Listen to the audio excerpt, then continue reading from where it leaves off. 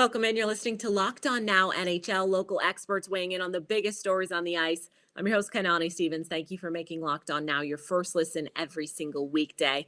Our Locked On NHL hosts are here. They're going to recap the playoff action for you from Tuesday's playoff games. The Oilers have control of their series with the Flames after taking Game 4 in last night's biggest game. The biggest game. The Oilers gave up a 3-goal lead, but they didn't let that shake their confidence. Edmonton bounced back with a pair of third-period goals to take a 3-1 series lead over Calgary in the Battle of Alberta. Locked On Oilers and Flames go over Game 4. The Edmonton Oilers are a win away from the Stanley Cup Western Conference Finals as they beat the Calgary Flames 5-3 in Game 4 and take a 3-1 series lead heading back to Calgary on Thursday. Ryan Nugent-Hopkins gets the scoring started for the Oilers and really gets the scoring ended for the Oilers as he scores the first goal of the game and the game winner on a couple of mistakes by Jacob Markstrom, and the Oilers took advantage. Zach Hyman also getting a goal in the game as he scores in his fourth straight game in the series. He scored a goal in every game so far in this series. Evander Kane also scoring a pair. He has 12 now in the playoffs. That is absolutely insane. And the Oilers did it all with only one assist from Connor McDavid. The Edmonton Oilers and the Calgary Flames head back to Calgary for a 7:30 puck drop on Thursday in Calgary. The Edmonton Oilers have a chance to head to the Western Conference Finals for the first time since 2006 in enemy territory. What a way to end a game after an exciting comeback. Hello everyone, it's Jess Belmosto of Locked On Flames, and what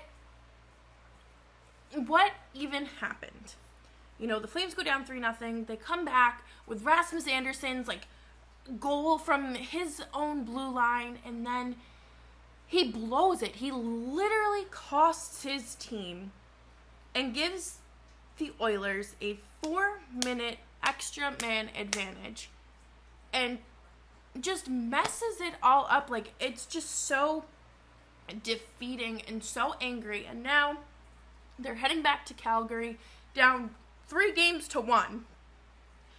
If if the Oilers win on Thursday at the Saddle Dome, I hope that this team remembers this feeling for the rest of their lives, for the rest of their playing careers, and remembers how humiliating it was.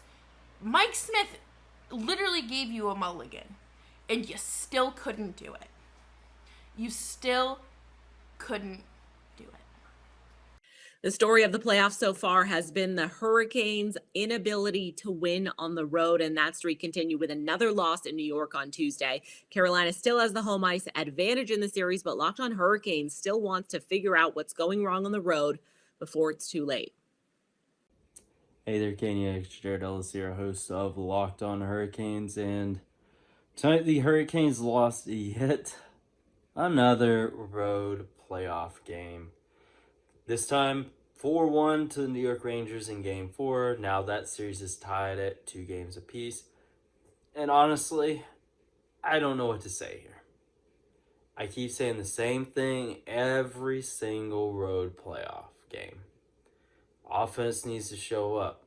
Power play needs to show up. And every single time, it doesn't happen. So at this point, I don't know what the Hurricanes need to do. But something has to change. Whether you're sitting some of these guys that are non-factors, like Martin Necas, or guys that are detrimental to the team, or what it may be. I don't know. If there's one positive to take out of this game, it's Sebastian Aho is now the all-time franchise leader in playoff points and assists. That's cool, I guess. See you in Game 5. The New York Rangers have officially erased the deficit after going down 2-0. They've won 2 games at home against the Hurricanes. And our Rangers host tells you that New York needs to take on the road what they've been able to do at home against Carolina. Hey, what is going on, hockey fans? John Check with Locked On New York Rangers, and the Rangers just posting a convincing 4-1 home victory against the Carolina Hurricanes to even the series at 2 games apiece and kind of hold serve inside Madison Square Garden, win both games there after losing both of the games on the road. And one of the things that you guys might remember if you happen to catch the latest episode of Locked On New York Rangers, one of the things that I talked about was that even though the Rangers, obviously had the great comeback against Pittsburgh and, had the big win in Game 3 against the Canes to avoid the dreaded 3-0 hole, I didn't think that the Rangers had truly played their best game of the playoffs yet. I don't think there'd been a game where the Rangers were at their absolute best, but I said that I thought that it was right around the corner and that it could happen as soon as Game 4 against the Carolina Hurricanes, and that is indeed what happened here. I thought the Rangers just came out firing on all cylinders. It's one of those games that right from the opening faceoff, as you're watching it, you never for a second believe that the Rangers are not going to win the game. They were in total control, good defensive hockey. Igor was Igor when he needed to be,